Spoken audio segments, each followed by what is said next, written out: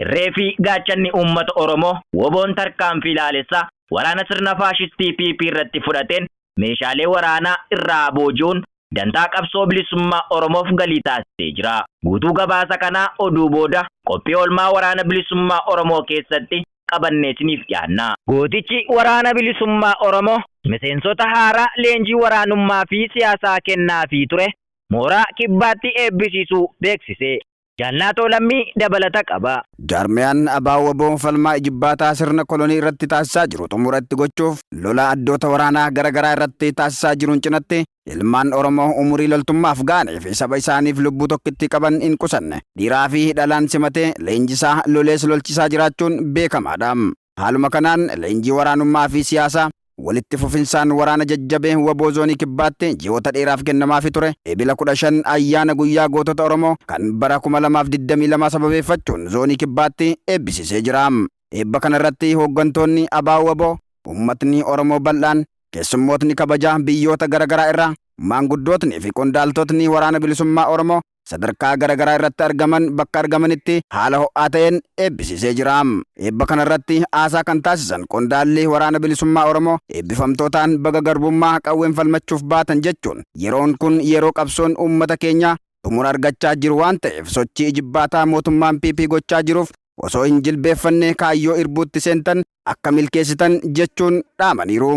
Guyyaan isin ittiin dirqama dabalataa fudhachuuf bobba'aa jirtan kun guyyaa itti goototni keenya dirqama sabaa fudhatanii bobbaa irra osoo jiranii wareega kaffalan waan ta'eef turree isaan dhiigaan taraaran galmaan akka geessanis jedhaniiru. Guyyaan gootota Oromoo kan baranaa eebila 15 2022 qeerroo waraana bilisummaa Oromoo fi uummata Oromoo cufaan kabajamaa ture. Jaalhawwii Muhammad waan qindeeffate qabdi. 1980 jalqaba irratti hooggantoonni olaanoo ABO 10 ayyuduree fi itti aanaa isaa dabalatee gara Soomaaliyaa osoo deemanii ba'a Itoophiyaa naannoo Shinnigaa jedhamutti shiftoota Somaaleetiin qabaman. Shiftoonni kunneenis amantiin adda baasanii warra Musliima ta'an hambisuun kan ajjeesuuf yookaan Oromoo jennee mana baanee Somaalee taanii hin gallu jechuun adda bahuu diduun boolla tokkichatti awwaalamuun tokkummaa Oromoof bu'uura hin daddaaqamne kaa'an. Bara 1984 murtiin koree giddugaleessa ABO dirree bahaa walgahii godhen eebilli 15 guyyaa goototaa jedhamee bara baraan akka kabajamu murteessan. Bu'uuruma murtii kanaan qeerroo, waboo, miseensi ABO fi uummanni Oromoo bal'aan yoo xiqqaate yaadannoo sammuu gochuun kabajaa as gahan. Yeroo duulli bal'aan waboo fi uummata Oromoo irratti labsamee qe'een Oromoo gubachaa fi dhiigaa jiru akkasumas falma hadhaa waboon golee Oromiyaa cufa keessatti taasisaa jirutti eebilli 15 kabajamuun kabaja guyyaa gootota Oromoo adda godha. Guyyaa gootota Oromoo kan baranaas jala bultii isaa irraa eegaluun hawaasa Oromoo biyya keessaa fi biyya ambaa jiraniin kabajamaa jira. Guyyaan gootota Oromoo eebila 15 2022 jala bultii isaatti qeerroon bilisummaa Oromoo magaalaa Finfinnee keessatti walitti dhufuun guyyaa gootota Oromoo kabajataa turan. Qophii kabaja ayyaana kanaas eebbaan waltajjii saaquun sirna dungoo qabsiisuu fi yaadannoo sammuu gootota wareegamtoota Oromoof erga taasisanii haala qabsoo yeroon barbaaddu irrattis marii taasisuun guyyaa gootota Oromoo kan bara 2022 kabajataa oolaniiru. Kaayyoo qabsoo bilisummaa Oromoo kan gootonni qaqqaaliin itti wareegaman itti fufsiisuun galmaan ga'uufis irbuu isaanii haaromsataniiru. Imaanaa jaallan qabsoo irratti kufanii ofitti fudhannee irbuu keenya haaromfannee sagantaa siyaasaa ABO waboo jala hiriiruun waboo ni tumsina hanga hiree murteeffannaatis warraaqanii finiinsina jechuun ejjennoo fi murannoodhaan qabsoo akka itti fufan waadaa isaanii haaromsaniiru. Sirni bulchiinsa Abbaa Irree PP qabsoo uummata Oromoo irra aanuuf basaastota leenjisaa jiraachuun dhaga'ame. Jaaldaandii Elemoo dabalata qaba. Sirni PP impaayera dullattii dhiigalmaan Oromoo xuuxaas geesse suphuun sirna gabrummaa Oromoo irra tursiisuuf karoorfate hojii jibbaataa erga eegalee bubbuleera.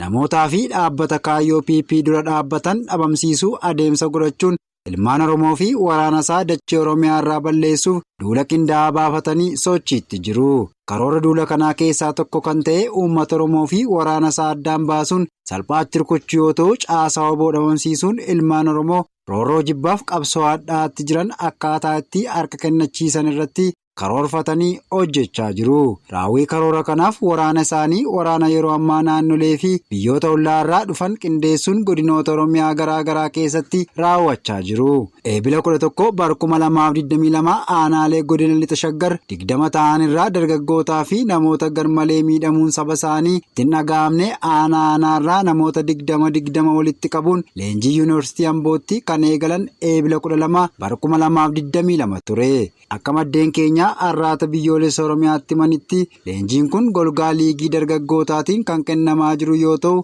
ijoon marii akkaataa itti waraana bilisummaa Oromoo fi uummata Oromoo adda baasan miseensota waraana bilisummaa Oromoo akkaataa itti harka kennachiisan duulammaa kanaan akkaataa itti uummata Oromoo harka kennachiisanii fi kanneen kana fakkaatan akka ta'e himaniiru. Namoonni yeroo ammaa leenjii fudhachaa jiran kanaan duras hojii barbaachaa fi garaa isaaniif filannoo irratti hirmaatanii kan turan yoo ta'u hojjettoota mootummaa dabalatee namoonni kanaan duras leenjii waajjirri nageenyaa karaa taa'ee danda'atiin kenne fudhachuun dirqama garaa garaa ba'aa turanis keessatti argamu. Namoonni kunniin guyyaa jalqabaa mooraa yuunivarsiitii Amboo meen kaampaas keessa tursiisuun guyyaa lammaffaarraa eegaluun damee Hacaaluutti bakka bultii kennanii fi leenjisaa jiru. Namoonni leenji'an kunniin bakka leenjii bilbila qabatanii galuu kan hin dandeenyee fi waraanni mootummaa galma walga'ii isaanii marsuun eeguu irratti akka argamu maddi keenya himeera.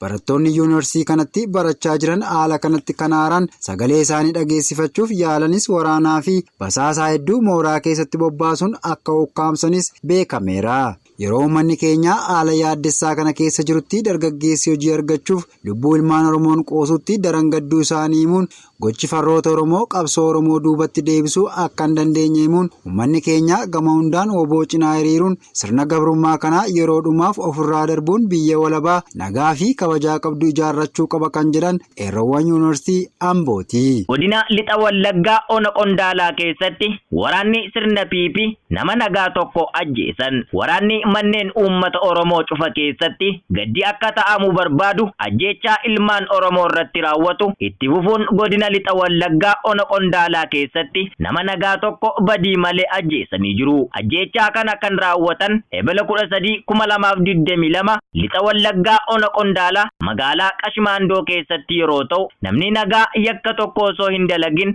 ajjeefame ammoo qonnaan bulaa waggaa 50 oli obbo Birruu Abdullee ta'uun barameera. Obbo Birruun abbaa maatii 6 yoo ta'an ganda isaanii keessatti nama nagaa fi kabajamaadha. Haa ta'u malee waraanni sirna PP akka malee reebuun erga ajjeesaniin booda qabeenya isaanii saamuun maatii isaanii afan akka iyyummaa keessa galan taasisanii deemu maddeen arraata biyyoolessa Oromiyaa gabaasaniiru. Kan dhagaatii jirtan oduu raadiyoo arraata biyyoolessa Oromiyaarraa isiniif darbaa jirudha. Waraanni mootummaa maatii fi firoottan qabsaa'otaa lixaa fi kibba lixa shaggarii mana hidhaatti guuraa jira.